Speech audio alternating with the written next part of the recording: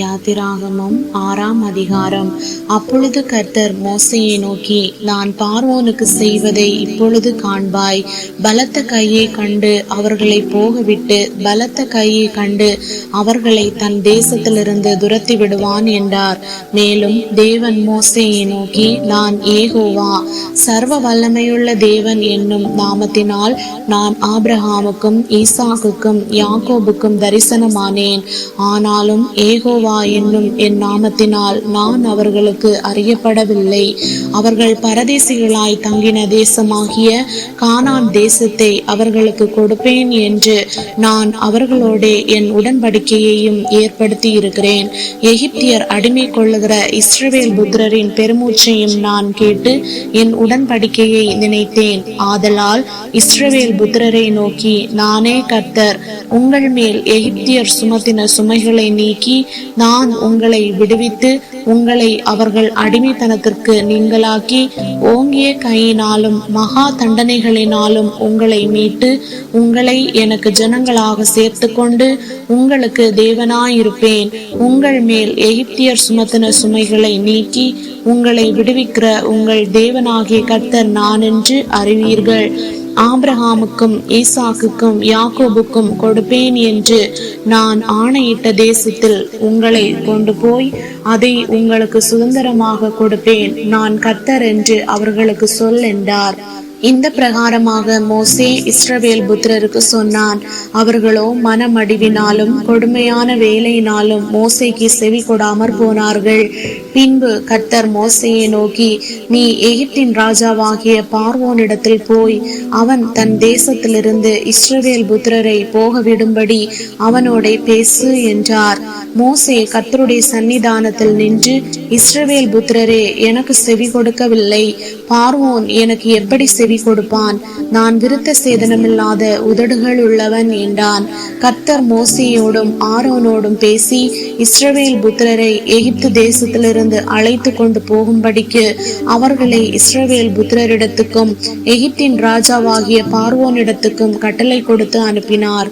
அவர்களுடைய பிதாக்கள் வீட்டாரின் தலைவர் யாரென்றால், இஸ்ரவேலுக்கு முதல் பிறந்தவனாகிய ரூபனுடைய குமாரர் ஆனோக்கு, பல்லு, எஸ்ரோன், கர்மி.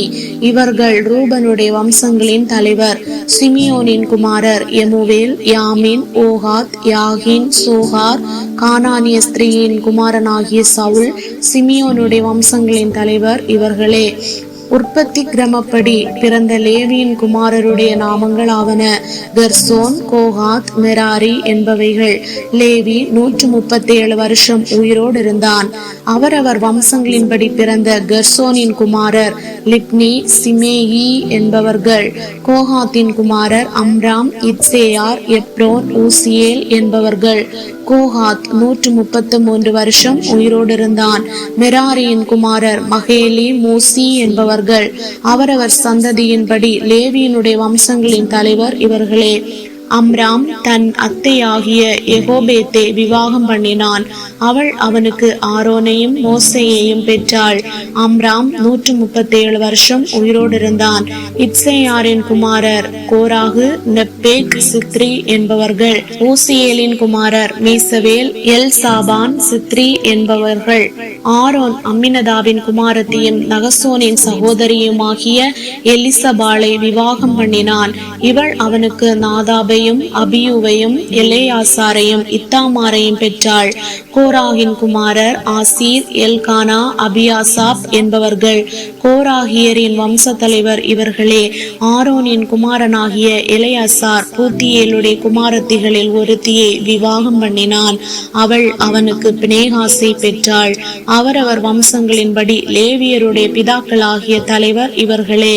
இஸ்ரவேல் புத்திரரை அணி அணியா எகிப்து தேசத்திலிருந்து நடத்தி கொண்டு போவதற்கு கர்த்தரால் கட்டளை பெற்ற ஆரோனும் மோசேயும் இவர்களே. இஸ்ரவேல் புத்திரரை எகிப்திலிருந்து நடத்தி கொண்டு போவதற்கு எகிப்தின் ராஜாவாகிய பார்வோனோட பேசின மோசேயும் ஆரோனும் இவர்களே. கர்த்தர் எகிப்து தேசத்திலே மோசேயோட பேசின நாளில் கர்த்தர் மோசேயை நோக்கி, நானே கர்த்தர். நான் உன்னோட சொல்லுகிறவைகளையெல்லாம் நீ எகிப்து ராஜாவாகிய பார்வோனுக்கு சொல் என்று சொன்னபோது மோசே கர்த்தருடைய சந்நிதானத்தில் சன்னிதானத்தில் நான் விருத்த சேதனமில்லாத உதடுகள் உள்ளவன், பார்வோன் எனக்கு எப்படி செவி கொடுப்பான் என்றான்.